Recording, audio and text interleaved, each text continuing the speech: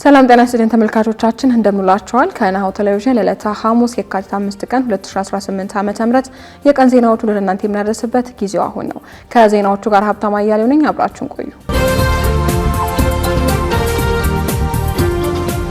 ወደ ቀዳሚ ዜናችን እንለፍ። ለቀጠናው ደህንነት የሚያደርገውን ድጋፍ አጠናክሮ እንደሚቀጥል መከላከያ ሚኒስቴር አስታወቀ። የኢትዮጵያ መከላከያ ሰራዊት ለቀጠናው ሰላም መረጋጋትና ደህንነት የሚያደርገውን ድጋፍ አጠናክሮ ይቀጥላል ሲሉ የኢፌዴሪ ጦር ኃይሎች ጠቅላይ ኤታማዦር ሹም ፊልድ ማርሻል ብርሃኑ ጁላ ገለጹ። ፊልድ ማርሻል ብርሃኑ ጁላ ከአፍሪካ ህብረት ኮሚሽን ሊቀመንበር ልዩ ተወካይና የአፍሪካ ህብረት የሶማሊያ ድጋፍና ማረጋጋት ተልዕኮ አውሶም ዋና አዛዥ አምባሳደር አልሃጂ ኢብራሂም ዲኒ ጋር ተወያይተዋል። በውይይታቸውም የኢትዮጵያ መከላከያ ሰራዊት ለቀጠናው ሰላም መረጋጋት እና ደህንነት የሚያደርገውን ድጋፍ አጠናክሮ እንደሚቀጥል ፊልድ ማርሻል ብርሃኑ ጁላ አረጋግጠዋል። አምባሳደር ኤልሃጂ ኢብራሂም ዲኒ በበኩላቸው የኢትዮጵያ መከላከያ ሰራዊት የአውሶ ተልዕኮን ተግባራዊ ለማድረግ እያበረከተ የሚገኘውን አስተዋጽኦ አድንቀዋል። ሁለቱ ወገኖች በሶማሊያና በአፍሪካ ቀንድ ሰላምና መረጋጋት ለማጠናከር በትብብር ለመስራት መስማማታቸውን ከመከላከያ ሰራዊት የተገኘው መረጃ ያመለክታል። ኢህአፓ ዓለም አቀፍ መገናኛ ብዙሃን የሰላማዊ ሰዎች ግድያን ለመላው ዓለም ተደራሽ እንዲያደርጉ ጥሪ ያቀረበ። የኢትዮጵያ ሕዝባዊ አብዮታዊ ፓርቲ ኢህአፓ ዓለም አቀፍ መገናኛ ብዙሃን ተቋማት የአፍሪካ ህብረት ጉባኤን ሽፋን በሚሰጡበት ወቅት በኢትዮጵያ የሚፈጸሙ ከፍተኛ የሰብአዊ መብት ጥሰቶችን በመዘገብ ለዓለም አቀፉ ማህበረሰብ ተደራሽ እንዲያደርጉ ጠይቀዋል። ፓርቲው ዛሬ ማለዳ ባወጣውና ለጣቢያችን በላከው መግለጫ መገናኛ ብዙሃኑ በኢትዮጵያ የአፍሪካ ህብረት የመሪዎች ጉባኤን በሚዘግቡበት ወቅት የእውነት ፈላጊነት፣ የነጻነትና ለህዝብ ተጠያቂ የመሆን መሰረታዊ ጋዜጠኝነት መርሆችን እንዲያከብሩ ማሳስቧል። ኢህአፓ በአዲስ አበባ የሚካሄዱ ዲፕሎማሲያዊ መድረኮችን የዓለም ትኩረት ቢስቡም በአማራ፣ በኦሮሚያ፣ በትግራይና በሌሎች አካባቢዎች የሚገኙ ማህበረሰቦችን የሰው አልባ አውሮፕላን ወይንም ድሮን ጥቃቶችና የሲቪል ሰዎችን ሞት ጨምሮ አሁንም ለጥቃቱ እየተጋለጡ እንደሚገኙ አመላክተዋል። እነዚህ እውነታዎችን መርምሮ አለመዘገብ በሚሊዮኖች የሚቆጠሩ ሰዎችን ድምጽ እንዳይሰማና ስቃያቸው እንዳይታይ የማድረግ አደጋ አለው ሲልም አስጠንቅቋል። በዚህም እነዚህ ዓለም አቀፍ መገናኛ ብዙሃን ቢያደርጓቸው ያለውን 5 ነጥቦች ዘርዝሯል። በዚህም ከአዲስ አበባ ውጪ ስላሉ ቀጠናዊ ጥቃቶች የተረጋገጡ መረጃዎች እንዲፈልጉ፣ ጥቃት ከደረሰባቸው ማህበረሰቦች ከሰብአዊ ረዳት ሰራተኞችና ከገለልተኛ ታዛቢዎች ጋር እንዲነጋገሩ፣ ጋዜጠኞች፣ ፖለቲከኞች፣ የሰብአዊ መብት ተሟጋቾችና በሺዎች የሚቆጠሩ ንጹሃን ዜጎች በመንግስት አማካኝነት ለአመታት ያለ አግባብ ታስረው የሚገኙባቸው እስር ቤቶች እንዲጎበኙ፣ በጥንቃቄ በሚዛናዊነትና በድፍረት እንዲዘግቡ፣ የሰላማዊ ሰዎች ስቃይ በመሪዎች ስብሰባና በአዲስ አበባ ደማቅ መብራቶች እንዳይሸፈን እንዲያደርጉም ጥሪ አቅርበዋል። ከተወሰኑ የአማራ ክልል አካባቢዎች የመከላከያ ሰራዊት ለቆ መውጣቱ በክልሉ ተጨማሪ የሰብአዊ ቀውስ እንዲፈጠር የሚያደርግ መሆኑን አብን ገለጸ። ሰሞኑን ከአንዳንድ የአማራ ክልል አካባቢዎች የመከላከያ ሰራዊት መውጣቱን ተከትሎ የአማራ ክልል ህዝብን ለዳግም ሰብአዊ ቀውስ የሚዳርግ ሁነት ተከስቷል ሲል የአማራ ብሔራዊ ንቅናቄ አብን ፓርቲ አስታውቋል። በክልሉ የተለያዩ አካባቢዎች ባለው ነባራዊ ሁኔታ የተመጠነ የጸጥታ አካላትም ስምሪት ያለመኖርና የህግ ማስከበር ስራዎች መላላት የክልሉን ህዝብ ከፍተኛ ዋጋ እያስከፈለ ነው ሲልም ፓርቲው ገልጿል። አብን ይህንን የገለጸው የፓርቲው ስራ አስፈጻሚ ኮሚቴ ክልላዊ፣ ሀገራዊና ቀጠናዊ ወቅታዊ አጀንዳዎችን በተመለከተ ካደረገ ውይይት በኋላ ማክሰኞ የካቲት 3 ቀን 2018 ዓ.ም ምሽት ባወጣው የአቋም መግለጫ ነው። ፓርቲው በይፋዊ ማህበራዊ ትስስር ገጹ ይፋ ባደረገው በዚሁ መግለጫ በአማራ ክልል ባለፉት ጥቂት ጊዜያት ታይቶ የነበረው አንጻራዊ መረጋጋት ከሰሞኑ አይሎ በታየ የትጥቅ እንቅስቃሴ መቀየሩን አትቷል። አብን በመግለጫው የመከላከያ ሰራዊት ከአንዳንድ አካባቢዎች መነቃነቁን አረጋግጧል። ይህንን ተከትሎም ከሰሞኑ አይሎ የታየው እንቅስቃሴ የአማራን ህዝብ ለከፋ የሰብአዊ ቀውስ፣ ለደህንነት ስጋት፣ ለኢኮኖሚያዊ ውድቀትና አልፎም ለህልውና አደጋ የሚያጋልጥ እንደሆነም አብን በመግለጫው ላይ አጽንኦት ሰጥቷል። በክልሉ የሚንቀሳቀሱ የታጠቁ ቡድኖችም ለሰላማዊ ውይይት ፈቃደኛ እንዲሆኑ ጥሪ አቅርበዋል። ፖለቲከኛው አቶ የሺዋስ አሰፋ ከአንድ ቀን እስር በኋላ መፈታታቸው ተገለጸ። የኢትዮጵያ ሕዝባዊ አብዮታዊ ፓርቲ ኢህአፓ ለቀጣዩ ምርጫ በእጩነት ካዘጋጃቸው ተወዳዳሪዎች መካከል አንዱ የሆኑት አቶ የሺዋስ አሰፋ ከአንድ ቀን እስር በኋላ መፈታታቸውን ፓርቲው አስታውቋል። አቶ የሺዋስ አሰፋ ረቡዕ የካቲት 4 ቀን 2018 ከቀኑ 10 ሰዓት ገደማ መፈታታቸውን የፓርቲው ዋና ጸሐፊ ወይዘሪት ምስጢረ ስላሴ ታምራት ለናሁ ቴሌቪዥን አረጋግጠዋል። በተለያዩ ተቃዋሚ የፖለቲካ ፓርቲዎች ውስጥ ለረጅም ጊዜ የፖለቲካ ተሳትፎ ያላቸው አቶ የሺዋስ አሰፋ በፖሊስ ቁጥጥር ስር የዋሉት ባሳለፍነው ማክሰኞ ከቀኑ 8 ሰዓት ገደማ እንደነበር ኢህአፓ ማስታወቁ ይታወሳል። አቶ የሺዋስ አሰፋ የተያዙት ከመኖሪያ ቤታቸው ውጪ ባለ ስፍራ መሆኑን ተገልጿል። ፖሊስ ፖለቲከኛውን በቁጥጥር ስር ካዋለ በኋላም የአዲስ አበባ ፖሊስ ኮሚሽን ዋና መስሪያ ቤት ወደሚገኘው 3ኛ ፖሊስ ጣቢያ እንደወሰዳቸው ፓርቲው አክሏል። ኢህአፓ የፖለቲከኛውን እስር ተከትሎ ባወጣው አጭር መግለጫም በቅርቡ ፓርቲውን በተቀላቀሉት በአቶ የሺዋስ አሰፋ ላይ የተወሰደው የእስር እርምጃን ተችቷል።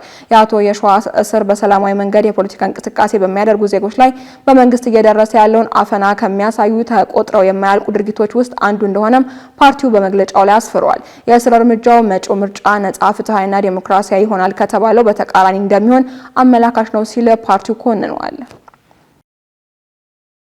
ካሽጎ በየትኛውም ዓለም ሆነው በማንኛውም ሰዓት ለወገኑ የሚደርሱበት ፈጣን የገንዘብ መላኪያ ተከፈተሎ።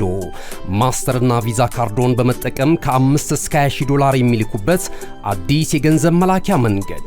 ካሽጎን ለየት የሚያደርገው የትኛውም የገንዘብ ዝውውር በፍጥነት አገልግሎት ከመስጠቱም ባሻገር ለማንኛውም አገልግሎት ምንም አይነት ክፍያ አለመጠየቁ ነው። በሀገራችን ታሪክ ገንዘብን ከውጪ ወደ ሀገር ቤት በማስተላለፍ በመተግበሪያ መልክ አገልግሎት መስጠት የጀመረው የመጀመሪያው ሀገር በቀል የገንዘብ መላኪያ ዘዴ ካሽጎ ከ4500 በላይ ባሉ የባንክ ቅርንጫፎች አገልግሎት እየሰጠ ይገኛል። ገንዘቦን በሰኮንዶች ልዩነት ውስጥ ይፈልጉ በአካውንቶ ወይንም በእጆ ቆጥረው የሚወስዱበት ልዩ ዘዴ። በቅርቡ ሁሉንም ኢትዮጵያዊ ባለቤት ለማድረግ ጉዞ የጀመረው ካሽጎ ዛሬውኑ መተግበሪያውን በስልኮ ላይ በመጫን የአገልግሎቱ ተጠቃሚ ሆኖ። ፍጥነት መለያችን፣ ኢትዮጵያን መክፈቻችን፣ ካሽጎ ነው መላኪያችን። ካሽጎ የአዲሱ ትውልድ ብራንድ።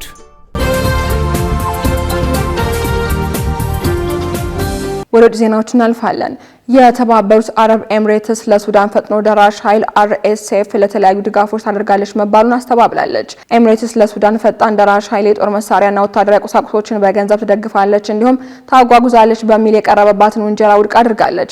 ሮይተርስ ማክሰኞ የካቲት 3 ቀን 2018 ዓ.ም ባወጣው የምርመራ ዘገባ ኤምሬትስ ለፈጥኖ ደራሽ ኃይል ወታደራዊ ስልጠናዎችንና የጦር ቁሳቁሶችን በመስጠት ድጋፍ ታደርጋለች ብሎ ነበር። ይህንን ተከትሎም የተባበሩት አረብ ኤምሬትስ ለቢቢሲ በሰጠችው ምላሽ ማንኛውንም የጦር መሳሪያ፣ ጥይት፣ ሰው አልባ አውሮፕላኖች፣ ተሽከርካሪዎች፣ ኢላማዎችን ለይተው የሚመቱ ተተኳሾች ወይንም ሌሎች ወታደራዊ ቁሳቁሶችን በቀጥታም ሆነ በተዘዋዋሪ ለፈጥኖ ደራሽ ኃይሉ አላቀረብኩም በማለት አስተባብላለች። በዚሁ መግለጫ ላይም የተባበሩት አረብ ኤምሬትስ በሱዳን ግጭት ውስጥ ተሳታፊ እንዳልሆነችና በግጭት ውስጥም እንደማትሳተፍ ገልጻለች። መግለጫው አክሎም የተባበሩት አረብ ኤምሬትስን መሰረተ ቢስና በመሬት ላይ ያለውን እውነታ ወይንም የተባበሩት አረብ ኤምሬትስን የረጅም ጊዜና ግልጽ አቋም የማያንጸባርቁ ክሶችን ሙሉ በሙሉ ውድቅ ታደርጋለች ብሏል። የሱዳን የእርስ በርስ ጦርነት የጀመረው እንደ አውሮፓውያኑ የዘመን አቆጣጠር በሚያዝያ 2023 በአገሪቱ ጦርና በፈጥኖ ደራሽ ኃይሉ መካከል የስልጣን ሽኩቻ መቀስቀሱን ተከትሎ እንደነበር ይታወሳል።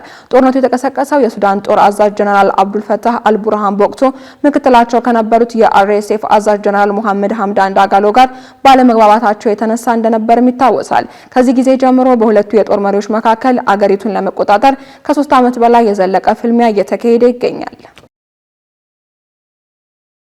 በመጨረሻም የአሜሪካ ሴኔት የውጭ ግንኙነት ኮሚቴ ሰብሳቢ ኢትዮጵያ ለሱዳን ፈጥኖ ደራሽ ኃይል የስልጠና ካምፕ ገንብታለች የሚለውን ዘገባ ተከትሎ ስጋታቸውን ገለጹ።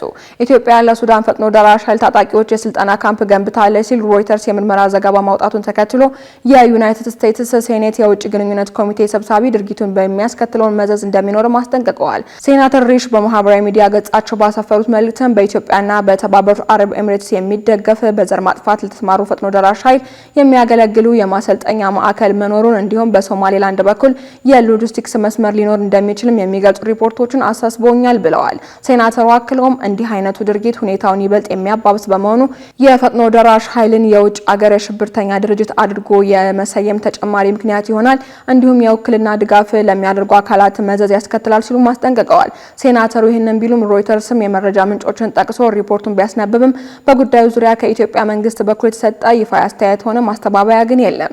የሱዳን ፈጥኖ ደራሽ ኃይልም ቢሆን ጉዳዩን እውነት ስለመሆኑ የሰጡት ማረጋገጫ የለም። እነሆ የምስራች!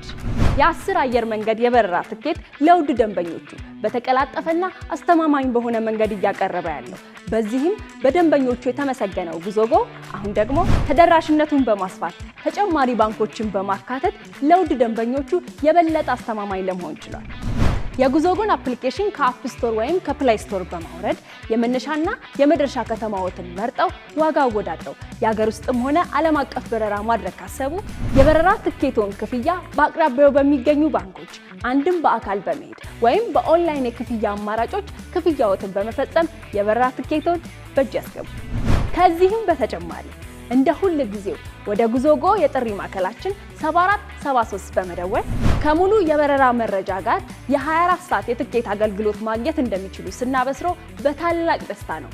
ለበረራዎ ጉዞጎ።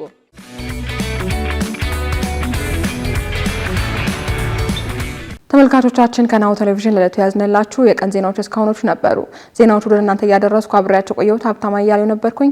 ሰናይ ቀን።